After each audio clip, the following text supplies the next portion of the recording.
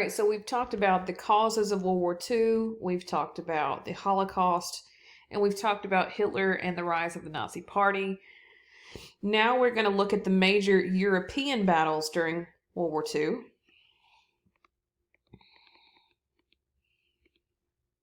So we discussed that World War II lasts officially from 1939 to 1945. Battles were fought in Europe, North Africa, and the Pacific. Germany was very successful at the beginning of World War II.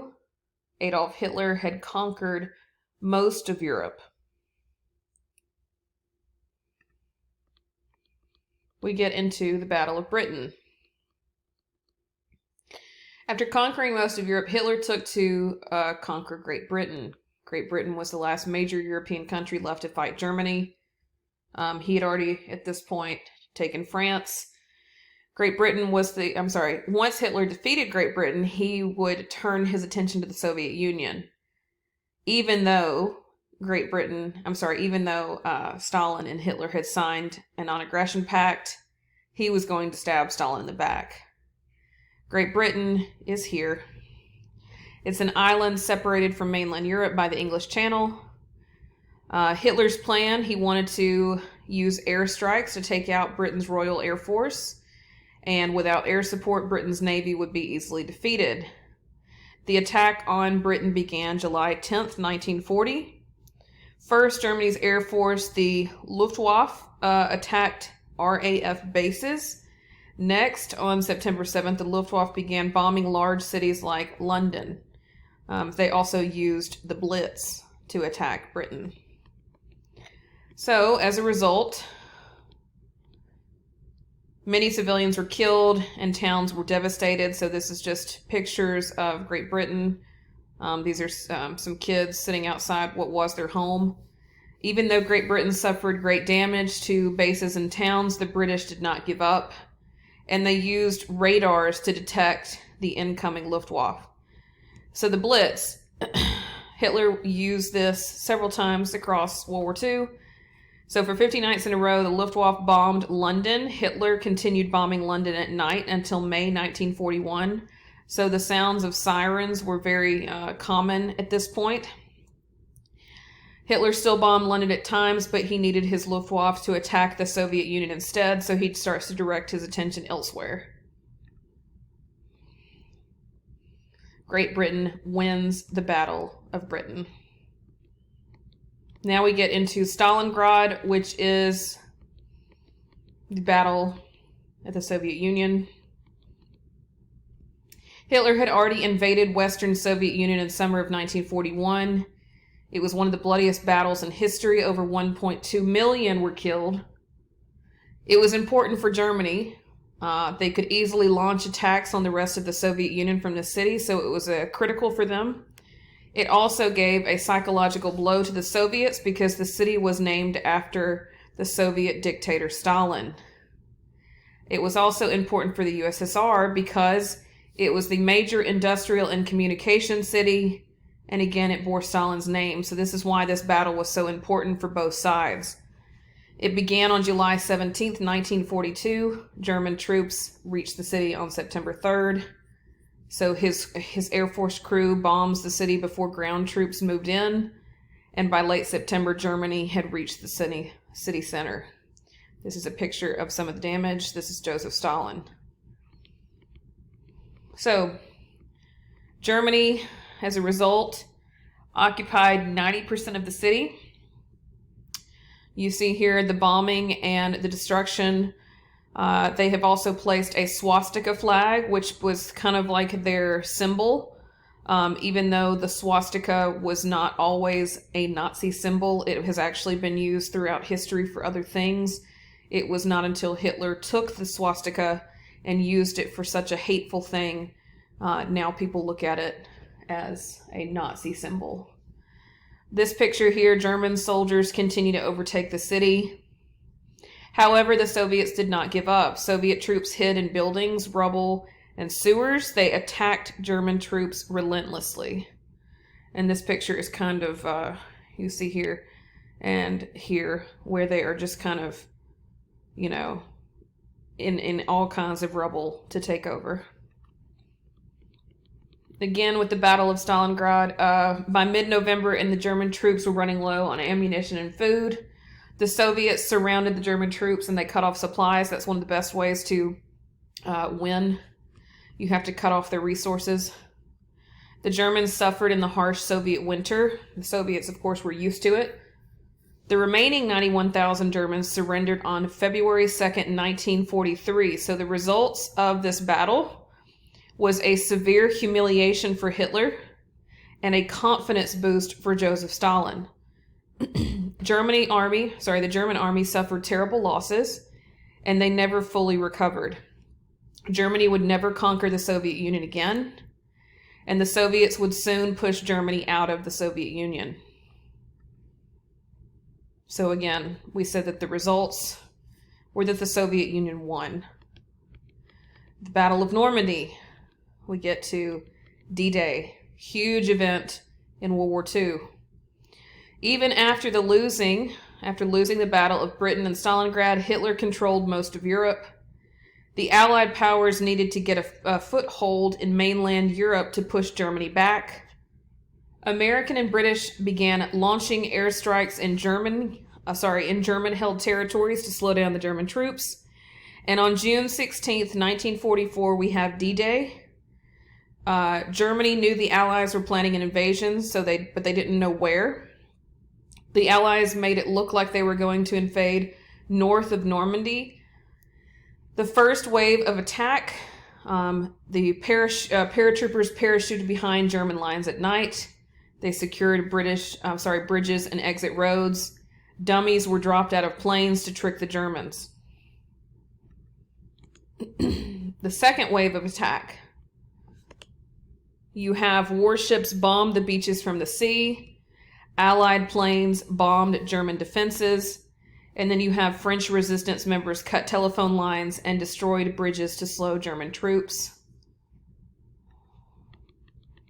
So the Battle of Normandy was over 5,000 ships, 150,000 troops, over 11,000 aircraft. Troops from the U.S., Great Britain, and Canada all fought in this battle. The British, they attacked through Gold Beach and Sword Beach. The Canadians attacked through Juno Beach and Sword Beach. And the American troops attacked through Utah Beach and Omaha Beach. And these pictures here were from Omaha Beach. It was one of the bloodiest of the D-Day beaches, the battles. This was the picture that was used earlier in one of the slides, and I mentioned this one about how it was kind of, symbolic, I guess, of the major European battles. This is a picture that everybody kind of refers to.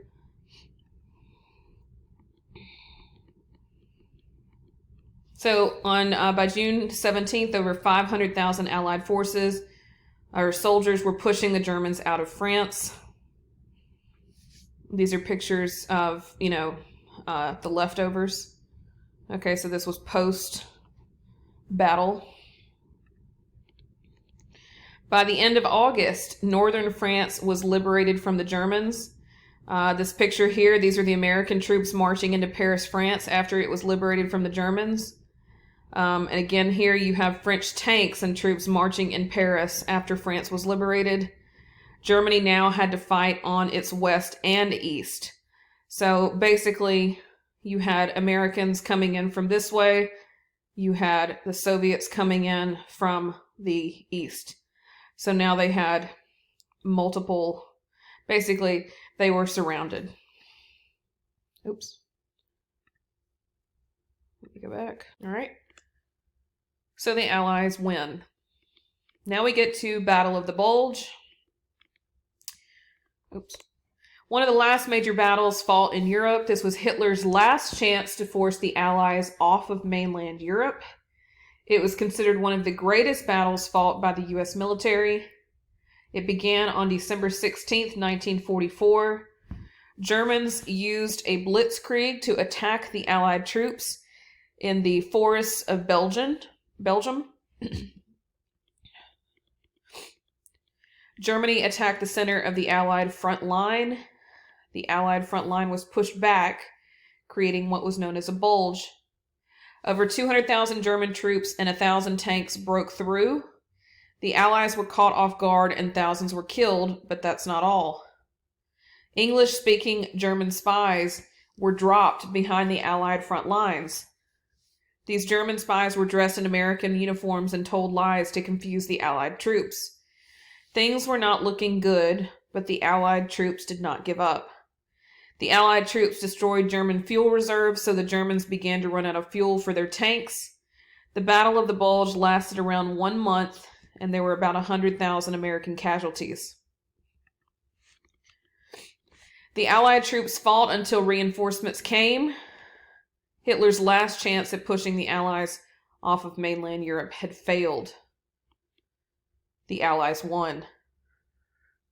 I would show these videos, guys, but when I upload to YouTube, I get copyright striked, so I'm just going to have to keep talking through and just attach some later. Now we have the Battle of Berlin. Berlin, Germany was the last major battle fought in Europe. This is also supposedly where Hitler commits suicide.